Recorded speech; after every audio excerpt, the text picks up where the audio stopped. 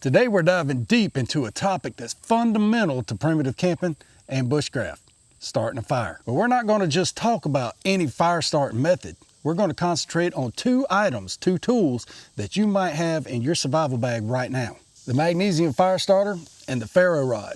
Now we're not going to just do a simple comparison, we're actually going to debunk 6 myths about these two tools. Welcome to Spirit Outdoors. If you're new here, hit that subscribe button. Don't forget to hit that bell, that way you get notified every time I load a new video about tips and tricks for primitive camping and bushcraft.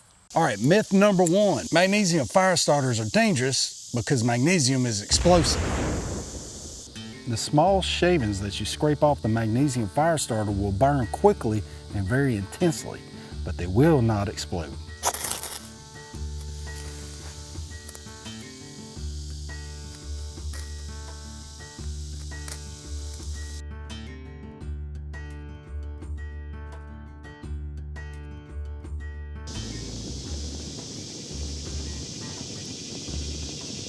Always remember to use it safely, especially in dry conditions where a fire can easily spread. Myth number 2, magnesium fire starters can't be used with natural tinder. There's a myth circulating that magnesium fire starters can only be used with man-made tinder, like cotton balls or dryer lint. Now the belief is that the sparks from the magnesium fire starter are not hot enough to light natural tinder, such as pine straw. Let's check that out. I've already scraped some shavings in here. Now let's see. There we go. Now the more that fire hits them shavings, the more that shavings is going to ignite. Now in reality, while some natural tinders are going to be harder to light, the scrapings off of this magnesium is actually going to assist you to light even marginal tinder or damp tinder, because the shavings are going to go very hot. Now the key is to make sure you prepared your tinder properly and you have enough magnesium shavings. Now when you think you've got enough, keep going, because the more shavings that you have, the better chance you have at lighting wet or damp tinder. So don't let this myth detour you, because a magnesium fire starter can be used on a variety of different tinders to get your fire started. Now myth number 3, magnesium fire starters are hard to use. While there is a learning curve to using the magnesium fire starter, with a little bit of practice, they can be used to effectively start a fire in any environment. Now this is brand new out of the box. So this is not going to be a shiny silver, it's going to be more of a dull gray, and it's going to have a small ferro rod on this side.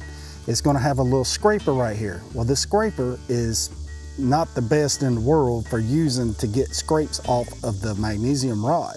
A very easy way to get good shavings off of your magnesium block is to use the spine of your knife. It should be very sharp right here. Same thing for scraping a ferro rod. It's going to get nice shavings off of there.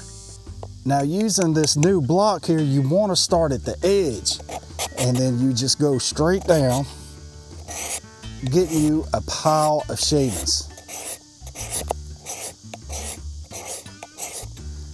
Now if we were to use the scraper that came with it, it's not wanting to work too well because it's got paint on it, and you actually need to take a file and sharpen this end right here to make it a good 90-degree edge. So these things are not very good when it comes to starting a fire with your magnesium block.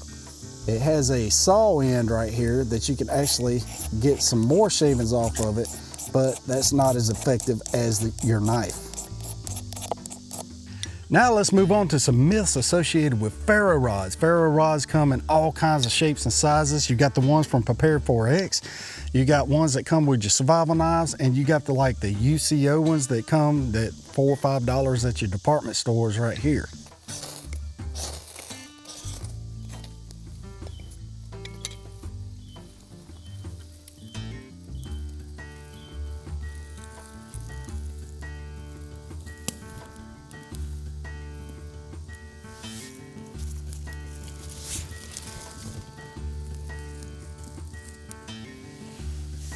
Myth number 1, ferro rods will work even when they're wet.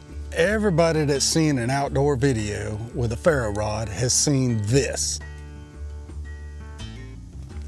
Now the truth is the ferro rod is going to work if it's soaking wet, so people pouring water on your ferro rod, it doesn't matter. What matters is the tinder. If your tinder is wet, you're going to have a hard time getting your fire started with a ferro rod. Now we got our tinder all soaked. While a ferro rod can produce sparks even when it's wet, if your tinder is wet, those sparks aren't going to do much good. It's very important to have dry tinder. Myth number 2, ferro rods are foolproof. Everybody thinks, hey, I could just get me a ferro rod from the store, scrape that thing, make some sparks, and start me a fire even when it's raining. While ferro rods are a very reliable fire starting tool, they require a good striking technique and the right kind of tinder.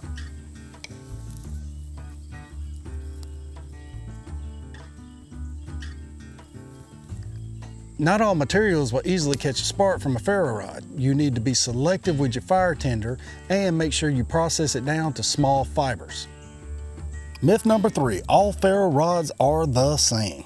Ferro rods can vary in terms of composition, size, and quality. Some ferro rods may produce hotter sparks or last longer than others. Now it's important to choose a high quality ferro rod for the best results. Every ferro rod on the market today has a different composition. Some are softer, some are harder, some burn hotter, some burn cooler, but the end result is still the same. If you know how to use your fire tinder or to collect your fire tinder, you can use any one of these ferro rods to start you a fire. You should be able to get a fire with a little bit of practice, even with the small little ferro rods that come in survival kits and throw small sparks. As long as you process your tinder to the point to where it's real fine fibers, you should not have a problem doing this. Don't forget, on the side of your magnesium block, there is a ferro rod right here. The only problem with this is that usually this ferro rod is glued in and it will come out and you will lose it. So then you'll have to find another way to make a spark. All right, there you have it. That's 6 common myths of magnesium fire starters and ferro rods that have been debunked. Now every fire starter has its pros and cons. Now you just have to remember that each one of these is going to depend on your situation, your skills, and the tinder that you have available to start a fire. Now the key is to practice with these tools before you need them in a survival situation or a camping situation or a bushcraft situation or something like that. Always practice with your tools, always practice with different kinds of tinder. If you found this video helpful, hit that subscribe button, ring that bell, that way you get notified every time I upload a new primitive camping or bushcraft video. Remember, follow Jesus, everything else will fall in place. I'll see you next time. God bless you.